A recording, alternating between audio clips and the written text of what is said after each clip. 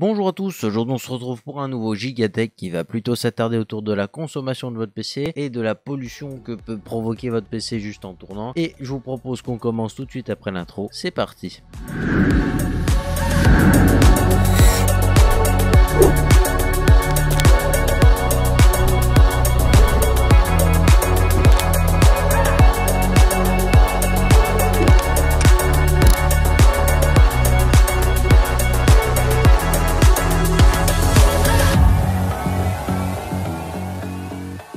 Avant qu'on commence justement la vidéo, je vous propose que vous m'envoyez tous vos PC gamers à l'adresse email qui s'affiche tout de suite à l'écran. Vous m'envoyez des photos, vous me dites une description du PC, qu'est-ce que vous avez fait avec, que ce soit des jeux, du montage vidéo, des effets spéciaux, de la production son, des sites web internet, de la bureautique, tout ça. Bref, vous m'envoyez juste votre configuration, que ce soit un PC de ouf ou pas ouf. Et il y aura même des PC de bureautique, des fois c'est pas grave. Les seules conditions, c'est des photos nettes en 16/9 s'il vous plaît. C'est vraiment sympathique, c'est-à-dire le téléphone au format paysage. Pour ceux qui savent pas ce que c'est, voilà, vous prenez des photos nettes dans ce format là et puis vous me mettez ce que je vous ai demandé avant. Vous n'êtes pas obligé de me raconter tout votre setup, tout ça. Moi ce qui m'intéresse en général c'est plutôt le PC. Après le setup, si vous avez un bon setup, pas mal, parce que ça fait parler hein. Enfin les gens ils sont contents, ils voient des beaux trucs et tout, donc pourquoi pas. Enfin les setups les plus jolis qui paraîtront ici, je les mettrai sur mon compte Instagram. Sur ce, on va commencer la vidéo. Donc aujourd'hui on va s'attaquer vraiment à tout ce qui est au niveau des pertes en termes de consommation et de chaleur de votre PC. Voilà, on va voir un petit peu tout ce qu'il consomme, différents types de config, qu'est-ce qu'elle consomme, et du coup on va voir aussi l'impact sur l'environnement, parce que mine de rien on dirait pas comme ça, mais petit à petit il faut quand même un petit peu réfléchir à ça. C'est clair qu'il y en a plein d'entre vous qui en auront carrément rien à carrer. C'est aussi intéressant de se pencher sur ce côté là qui est l'écologie, tout ça. Bon, c'est sans pour autant pencher dans l'extrême à dire moi je vais prendre un i3 avec pas de carte graphique puis comme ça je consomme rien mais je joue à 10 fps, sans pour autant aller dans l'extrême. On va voir pourquoi on devrait se battre pour avoir des pièces qui consomment moins et qui chauffent moins, plutôt que se battre pour de la performance à l'infini. Donc cette vidéo elle va se passer de cette manière là. D'abord on va s'attaquer un petit peu à ce que consomment nos PC, donc on va voir un petit peu plus en détail la façon dont fonctionne une alimentation de PC. Comme ça vous comprendrez un peu mieux. Après je vous propose directement de partir sur des types de configs différents. Donc on va avoir deux configs gamers qui vont être vraiment à l'opposé. On va avoir une config que quasiment tout le monde a, qui va être basée sur un alentour d'un Ryzen 5 d'une 2060 quasiment. C'est les configs les plus achetés en général. Et puis après on va avoir vraiment la config ultime pour avoir une idée de ce que consomme par exemple un i9 et une RTX 3090 ou 3080 Ti, tu vois ce que je veux dire. Et après on va avoir une configuration de bureautique, parce que comme ça même toi qui fais que de la comptabilité, tu pourras aussi avoir une idée de ce que consomme ton PC tout simplement. Voilà, donc vous aurez déjà ces trois configs. Vous verrez même ce que vous coûtent ces PC en électricité suivant votre utilisation. C'est des calculs que vous ferez pas souvent chez vous comme ça. Vous allez rarement voir le PC et dire ouais mais il me consomme combien celui-là, parce que ça se trouve sur la facture ça fait mal et je m'en rends même pas compte. Ça vous le faites jamais. Ce que je vous propose aussi, c'est que parmi ces configurations, je vous en ai rajouté deux. Je vous ai rajouté la mienne, donc celle qui est juste là derrière, comme ça vous donne une idée de là où je suis par rapport à vous. Et puis je vous ai rajouté un PC qu'on retrouve quasiment identiquement chez deux gros youtubeurs qui est Pog et Atom. Ils ont quasiment les mêmes configurations et ça vous donne une idée de combien consomment leur config, de la puissance qu'il y a dedans. Forcément vous vous dites déjà que ça va vraiment pomper, et vous allez voir que côté pollution ils sont plutôt bien placés aussi à la fin. On va finir avec des petits conseils qui vont faire que votre PC va moins consommer, et peut-être des choix de composants que vous pourriez faire qui vont faire aussi en sorte que vous payez moins cher en électricité. Vous payez moins, ça pollue moins en plus, donc ça c'est bien. Et en plus quand vous payez moins d'électricité, ça vous permet de mettre de l'argent ailleurs, et puis comme ça vous pouvez peut-être développer une deuxième passion ou aller l'investir autre part. Donc je vous propose qu'on commence tout de suite cette vidéo. Comment ça marche une alimentation, comment c'est répertorié une alimentation, c'est ce que beaucoup de gens ont peut-être un peu de mal à comprendre. Faut savoir qu'une alimentation de PC ça se présente comme ça, c'est juste un bloc, on voit la prise arriver, ça c'est une alimentation qui vient d'un PC tout monté, donc c'était un Lenovo, le tout premier PC que j'ai eu, et du coup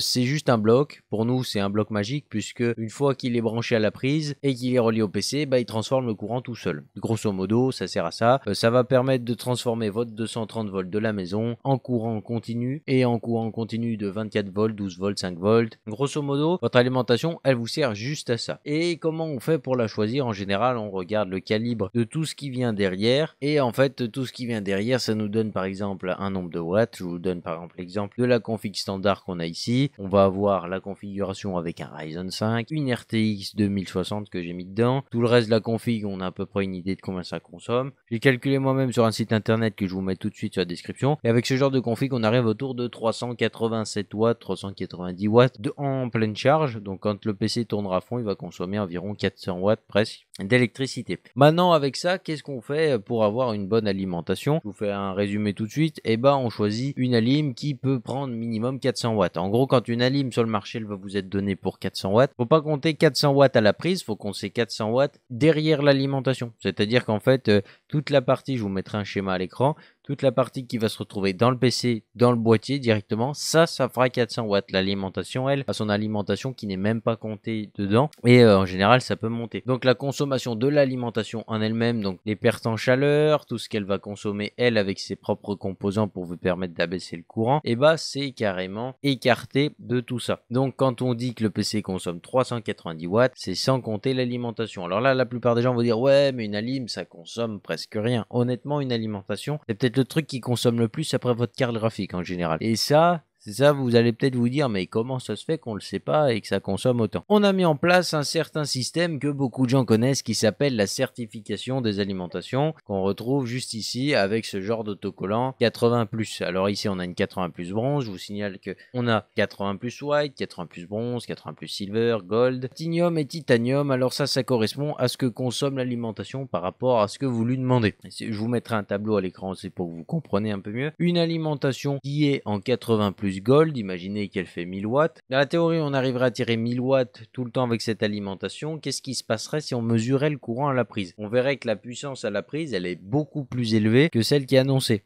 Tout simplement parce que quand on a une certification 80+ gold, et ben, le fabricant nous dit en gros que l'alimentation, elle va transformer 87% de son énergie en énergie électrique. Ça veut dire que tout ce qui va rentrer, vous en aurez au minimum 87% qui va continuer de passer dans votre PC. Ça veut dire que vous aurez que 13% de perte. Et 13%, ça vous paraît rien, mais mine de rien sur 1000 watts, hein, on est quand même grosso modo sur du 130 watts. Et en plus, on calcule même pas comme ça parce que faut vous dire que les 1000 watts qui rentrent, c'est le 87%. Tu vois ce que je veux dire? C'est-à-dire que le chiffre à la base, il est beaucoup plus gros. Grosso modo, dans notre exemple qu'on a pris juste là, ça voudrait dire que cette alimentation consommerait 150 watts juste avec la perte. Et là, vous vous dites peut-être que finalement une alim, ça consomme beaucoup. Alors oui, sur des petites alims de 400-500 watts, ça paraît très peu. Ça va être 80 watts de perte, ça va être 90 watts de perte, mais sur ce genre de config, votre processeur, il consomme autant. Les plus grosses pertes d'énergie que vous aurez dans votre PC viendront directement de l'alimentation. Et au final, ça voudrait dire que le truc qui chauffe le plus indirectement dans votre PC, c'est l'alim. Ça vous permet de cibler la cause à peu près du problème. C'est pour ça que c'est très important de choisir une excellente alimentation et que les mineurs, c'est pas pour rien qu'ils vous prennent du 80+ titanium, parce que comme ça on arrive à tomber à 97% de rendement, et 97% de rendement, ça fait que dalle. Enfin, je veux dire, on a 0 perte, 3%, c'est presque rien, et eux, ça leur permet d'étendre un petit peu leur profit. Voilà, j'espère que vous comprendrez un petit peu. Maintenant qu'on a fait le tour de ces alimentations et que vous savez un petit peu comment ça marche, on va voir sur différentes configs les consommations globales qu'on peut relever. Par exemple, je vous ai pris 3 configurations totalement différentes qui vont être là justement, comme je vous avais dit dans le sommaire, pour représenter vos utilisations classiques. Ces configurations, on va avoir dans la première, justement, comme je vous avais dit, l'équivalent d'un Ryzen 5 3600 avec une RTX 2060. À côté, on va avoir un HDD, un SSD, comme la plupart des gamers vont vouloir le faire. On va avoir de quoi mettre 3 ou 4 ventilateurs, 2 barrettes de RAM pour monter à 16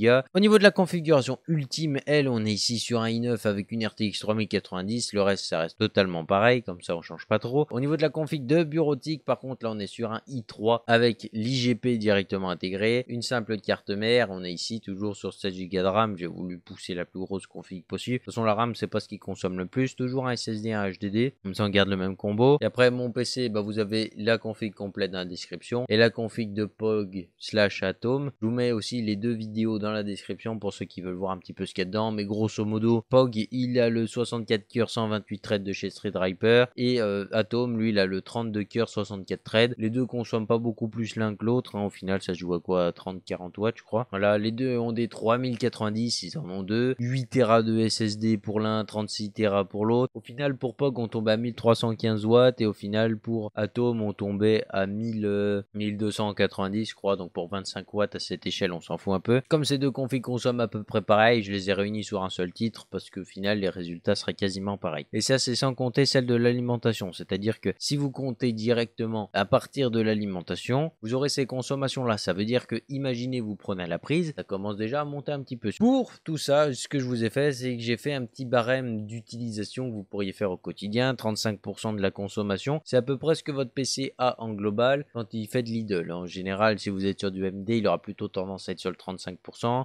Sur Intel, vous serez plus près du 20-25, on va dire. En gros, quand vous serez sur le bureau à rien faire, votre PC va déjà consommer 25% de sa puissance totale. Et ça, sans rien faire, c'est un petit peu frustrant quelquefois, mais il faut vous dire que le disque dur, il tourne quasiment tout le temps à la base. Le SSD, il tourne toujours un petit peu. Les ventilateurs, ils tournent tout le temps. Les LED, si vous avez des LED, ça fait tout le temps des effets de LED, tout ça. Donc vous avez beaucoup de consommation qui est passive, où vraiment vous vous rendez même pas compte que ça consomme, mais ça consomme pas mal. Ça va être classé sur la consommation standard, donc c'est sur le bureau. Les mecs qui font de la bureautique dépasseront quasiment jamais cette consommation là. Après on va avoir la consommation élevée qui elle s'identifie un peu plus à du gaming. Pour les gens qui ont un PC gamer, c'est vraiment la consommation qui va le plus s'adapter à l'utilisation du jeu. En général on n'utilise pas souvent beaucoup le processeur et vraiment beaucoup les cartes graphiques, et ça arrive à peu près autour de 65-70%. Moi j'ai arrondi autour de 65% d'utilisation, donc ça vous donne une idée de la consommation qu'on a au global. Et puis après on a le mec qui ferait, imaginons, du burn H24 vraiment comme un gros bourrin, et bah lui il serait sur une config qui tourne à 100%, donc c'est les mêmes consommations que je vous ai dit tout à l'heure. Et du coup on va voir un petit peu ce que consomment les PC par jour avec différentes utilisations. Donc imaginez qu'on les utilise 1 heure par semaine, on les utilise 5 heures par semaine, là on est plus près des 45 minutes, 1 heure par jour, 2 heures par jour, 3 heures, 5 heures, je vous ai mis 8 heures aussi, 12 heures, 16 heures et 24 heures. Donc comme ça vous permet vraiment d'avoir une grosse fourchette qui vous permet de localiser votre utilisation à vous. Je vous affiche les graphiques journaliers et annuels en termes de consommation tout de suite et on en reparle après.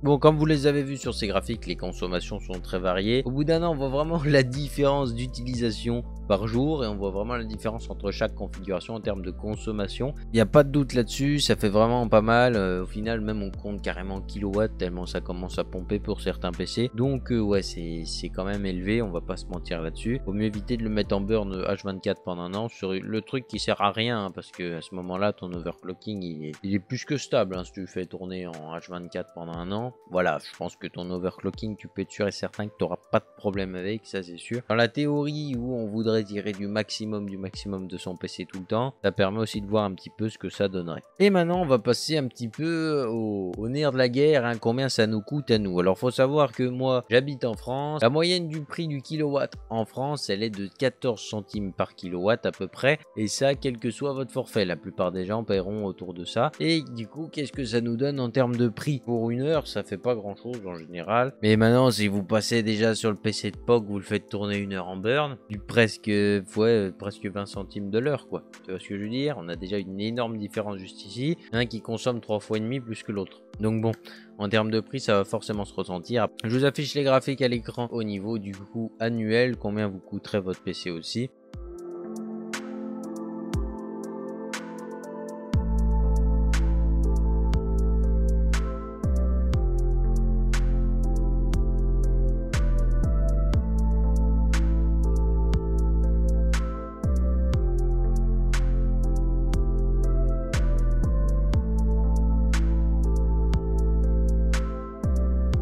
Enfin une config gamer standard qui tournera à peu près 2 heures par jour. On parle pour du gaming ici, pas du burn, pas de Lidl. Donc 25 € d'électricité en soi c'est pas énorme. Mais on voit aussi que si on la faisait tourner en burn, que dans la théorie où ça arriverait, bah en fait on arrive à la moitié du prix du PC quasiment. 500 € c'est vraiment énorme. 500 € de... Bon ça arrivera jamais puisque jamais personne fera ça. Surtout personne joue 24 heures. Mais des mecs qui stream et tout, qui jouent déjà 8 heures, ils peuvent arriver à une facture assez élevée mine de rien sans même s'en rendre compte. Après c'est leur outil de travail du coup. Donc forcément il leur permet de rembourser un peu la facture. Par contre dès qu'on passe sur des configs beaucoup plus grosses comme la config gamer qui consomme vraiment max, la config de bureautique en soi ça consomme que dalle. Donc ça peut être intéressant si on compare sur les bâtiments, la config de bureautique, tu vois ce que je veux dire. Alors, on sait que les lycées par exemple, ils vont laisser tourner leur PC en veille ou en idle comme ça avec les sessions qui sont semi-ouvertes mais pendant un jour. Et genre il y a peut-être 500 PC qui tournent comme ça. Donc si vous faites ça x 500, vous vous rendez compte que les lycées, tout ça, les bâtiments, il y a énormément de PC qui sont jamais éteints complètement parce que monsieur décide que c'est trop long de les rallumer, de les réteindre, alors qu'il mettrait tout l'argent qu'il consomme dans de nouveaux PC plus performants. Voilà, il gagnerait du temps, il gagnerait certainement de l'argent, et puis en plus il serait pas obligé de les laisser tourner toute la journée parce que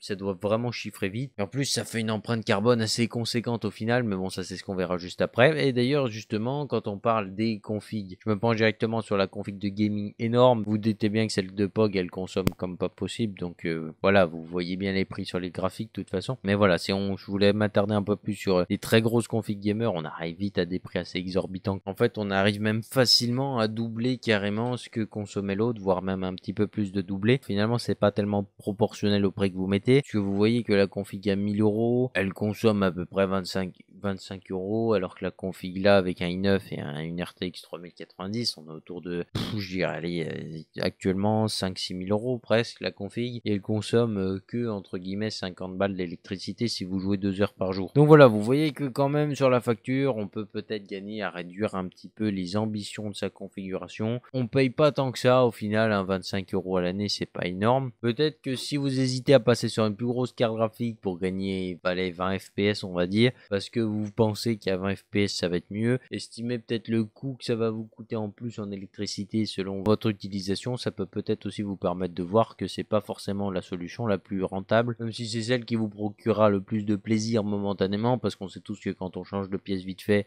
pendant 2 semaines on est un petit peu content et tout, puis après on s'habitue, et une fois que la routine est installée on fait même plus attention qu'on a changé de pièce et on regarde déjà des nouvelles. La plupart du temps c'est un peu comme ça. Votre excitation du moment vaudra vraiment le coup, parce que si vous êtes déjà chaud, je pense à tous les étudiants qui vont peut-être payer leur appart, tout ça. Personnellement entre une 3070 et une 3080, je me dis que peut-être que la 3070 consomme un peu moins que la 3080, et ça me permettra aussi de gagner un petit peu d'argent sur l'année, plutôt que de faire le fou furieux à me dire ouais je prends une 3080 parce que de toute façon ça me coûte pas cher, tu vois ce que je veux dire. Donc voilà, c'est aussi une chose à prendre en compte. C'est pas forcément tout le monde que ça concerne, mais ça peut concerner certaines personnes effectivement. Et puis maintenant on va s'attendre à ce que vous attendez tous le plus avec énormément d'envie, c'est la production de carbone de votre PC. Vous êtes là, vous vous dites mais comment ça mon PC il pollue à la mort, je ne comprends pas, je ne sors même pas de chez moi, vous me dites que je pollue comme pas possible, alors que vous, avec votre vélo électrique, vous polluez plus que moi. C'est pas forcément vrai, parce que en fait, il faut savoir que en France, en moyenne, 1 kW d'électricité, c'est 74 grammes de CO2 dans l'air. Pourquoi on calcule cette moyenne? Par rapport à tous les moyens qu'on a de produire de l'électricité, que ce soit le solaire, le nucléaire, les barrages, le charbon, tout ça, on arrive à tomber à 74 grammes de CO2 pour 1 kW d'électricité produit. Et comment on fait pour voir ça? Si vous êtes un petit peu curieux et que ça vous intéresse de savoir la courbe, justement la tendance de pollution du moment, vous pouvez aller sur le site ECO2 Mix de RTE France, et en gros c'est un site qui vous fait une moyenne de la journée. Vous avez même les heures, et puis vous pouvez passer votre curseur sur la courbe, ça vous dit à quel moment on a produit de l'électricité sale et à quel moment on a fait de l'électricité propre, tout ça. Ce qui ressort en général, c'est que vers midi, les panneaux solaires c'est là où ils marchent le mieux, les éoliennes c'est là où le vent il commence à tourner en général dans pas mal de régions aussi vers midi. Donc voilà, les énergies vertes à ce moment-là elles reprennent un petit peu le dessus, donc ça arrive à faire baisser un peu l'empreinte carbone. Et puis de nuit les panneaux solaires ne fonctionnent pas, bon les éoliennes ça tourne tout le temps donc ça y a pas de problème. Et bon il y en a certains d'entre vous avec toutes les polémiques qu'il y a autour de la pénurie tout ça, vous brassez de l'air, donc les éoliennes elles s'arrêteront jamais de tourner hein.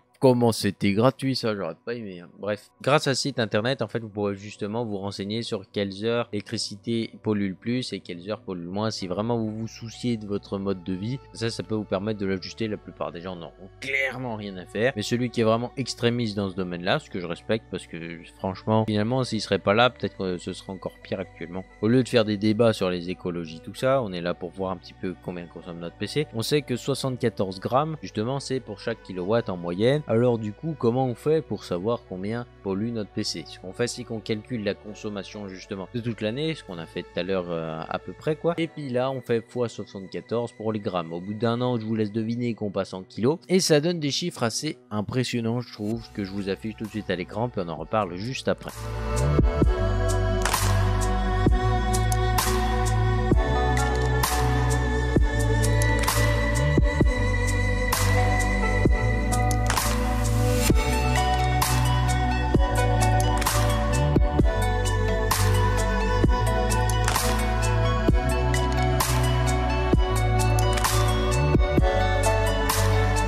Alors du coup, un gamer qui aurait une config classique, hein, donc toujours Ryzen 5 RTX 2060 hein, pour ceux qui ne se souvenaient pas. En gros, on arriverait à peu près 13 kg pour un mec qui joue 2 heures par jour, 13 kg de CO2. Et puis un mec qui a vraiment une grosse config, du coup là on est toujours un peu plus près du i9 RTX 3090, 40 kg à l'année quasiment. Forcément, on se dit 40 kg à l'année, c'est pas grand chose, hein, tu vois, mais bon, si vous avez un chien, éventuellement, ça peut ce que vous lâchez, tu vois ce que je veux dire. Et puis sinon, si vous voulez un ordre d'idée, justement, on peut s'apparenter à quelque chose qui parle à beaucoup plus de gens, hein, parce que là vous avez vu par exemple que le PC de Pog il polluait vraiment comme un monstre, mais vous avez peut-être pas forcément d'idée de ce que ça représente dans une unité un peu plus claire quoi. On se dit c'est des kilos, on a du mal peut-être à voir un petit peu ce que ça donnerait dans une pollution d'autre chose. Du coup, ce que je vous ai fait, c'est que pour vous donner une idée, le taux d'émission de carbone d'une voiture en moyenne en Europe, il est de 118 grammes par kilomètre. On divise le nombre de kilos qu'on a mis en un an avec notre PC dans l'air par le 118 grammes que fait une voiture en moyenne, et je vous laisse deviner ce que ça nous donne en kilomètres.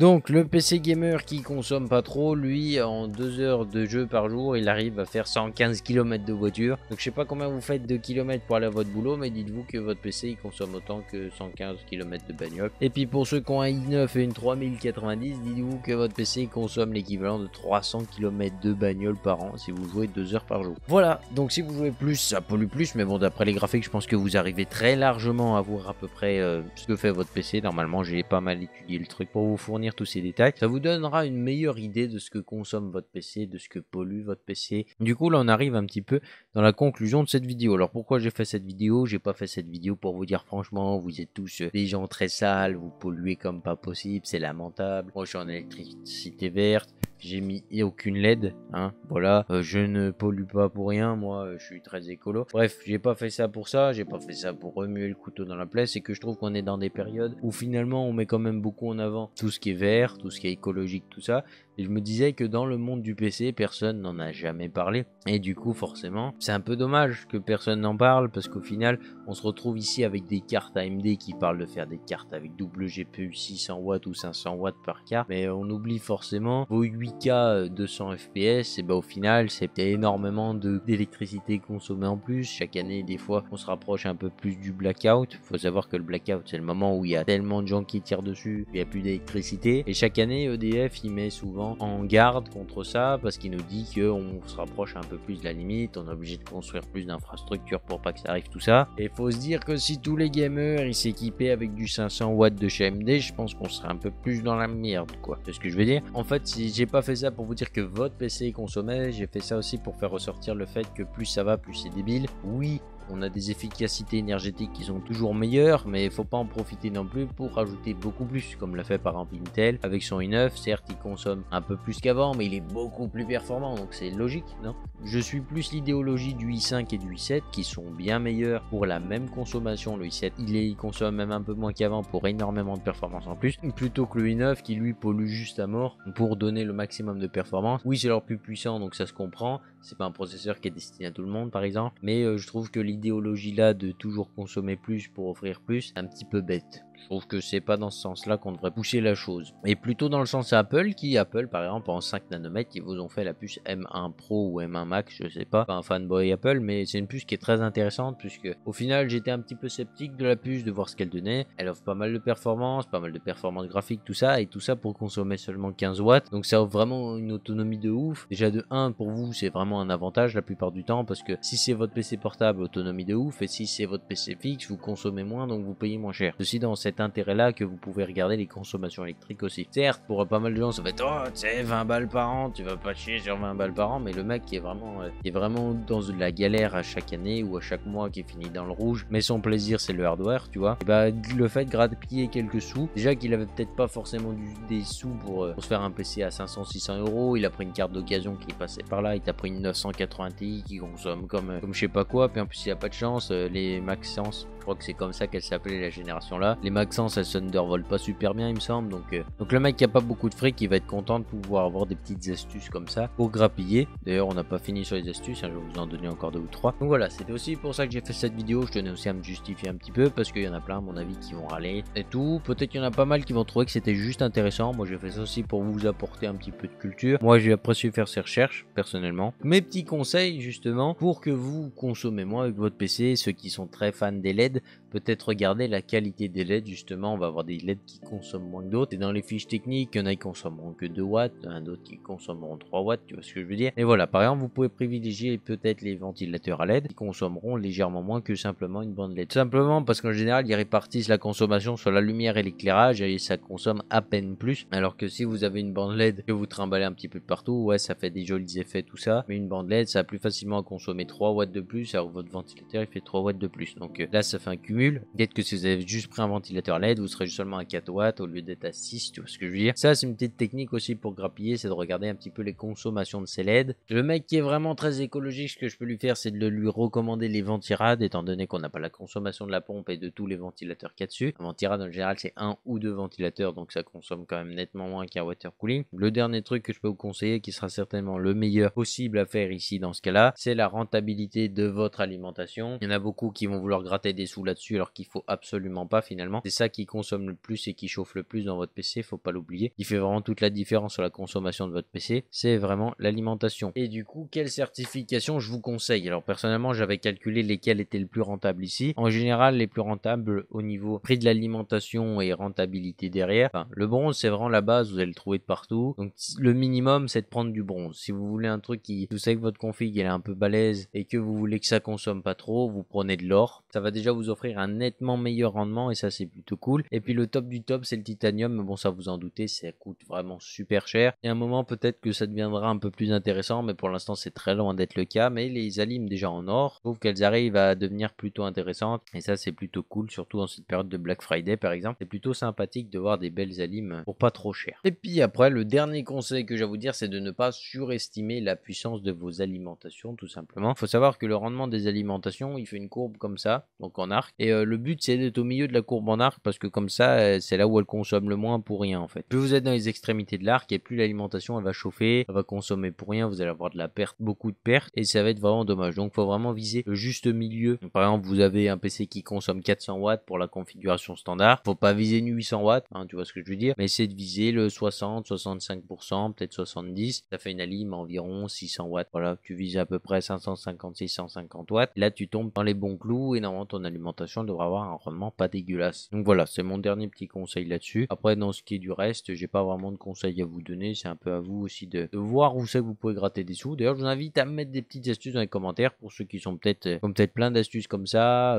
Bon, il y en a plein, ils vont me dire l'undervolting, tout ça. Vous gagnez énormément en consommation sur les cartes graphiques la plupart du temps. Bref, sur ce, j'espère que ce Gigatech vous a plu. Il était plutôt long, mais bon, c'est le principe de ce format. Il est fait pour vous instruire un petit peu, pour vous guider sur des trucs qui sont intéressants. Le dernier, c'était sur la HBM2. Si vous l'avez pas vu, je vous le mets juste là. Moi, personnellement, j'avais aimé le faire aussi. Peut-être que j'ai même mieux aimé faire l'autre que celui-là, même si celui-là, j'ai quand même bien apprécié faire ces petites recherches pour vous, on va dire. Sur ce, j'espère que ça vous a vraiment plu. Pour ma part, c'était vraiment top. Si c'est le cas, le petit pouce RGB. Abonnez-vous si c'est pas encore fait. La petite cloche des notifications parce que ça fait plaisir de vous voir quotidiennement sur la chaîne. Et puis sur ce, portez-vous bien. À la prochaine. Bye les gens.